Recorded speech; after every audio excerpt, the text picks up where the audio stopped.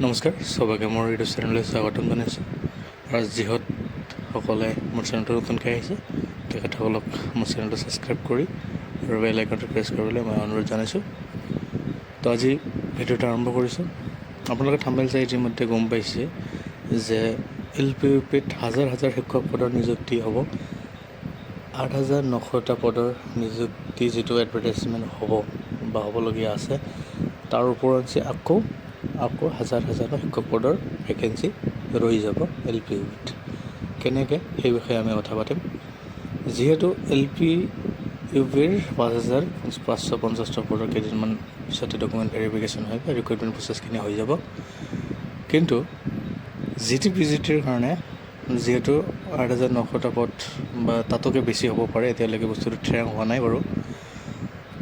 তো আকৌ পদ বেছি হ'ব পাৰে। তো GT/PGT দুটা মিলাই খুব কমেও 14,000 পৰা 15,000মান ভেকেঞ্চি ওলাব।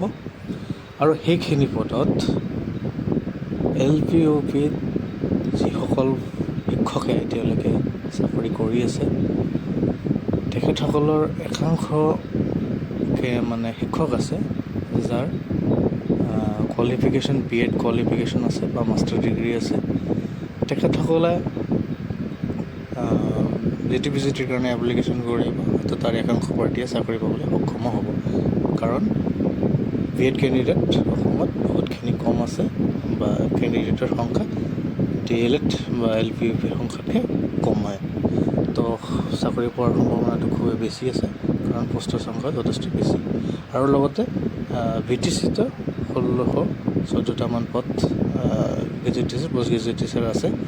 দুটা মিলাই কমেও 15,000 পৰা 16,000মান ভেকেঞ্চি হ'ব GT/PGTত। তো GT/PGT যিহেতু 15,000-16,000মান ভেকেঞ্চি হয়, তো LPUPৰ পৰা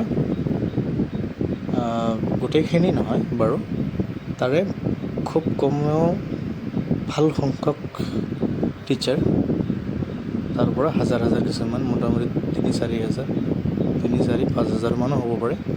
তেনেকুৱা বিভিন্ন LPUPত চাকৰি কৰি থকা শিক্ষকে GT/PGTত চাকৰি যেতিয়া পাব, এপ্লিকেশ্যন কৰাৰ পিছত বা এক্সাম দিয়াৰ পিছত, তেতিয়া তেখেতসকলে তালৈ গুচি যাব। তো তেতিয়া LPUPত পষ্টখিনি তেখেতসকলে যিটো পষ্টত চাকৰি কৰি আছে সেইখিনি পষ্ট খালী হৈ থাকিব। তো সেইকাৰণে অসম টেট হোৱাটো খুবেই ইম্পৰ্টেণ্ট, কাৰণ 24-25ত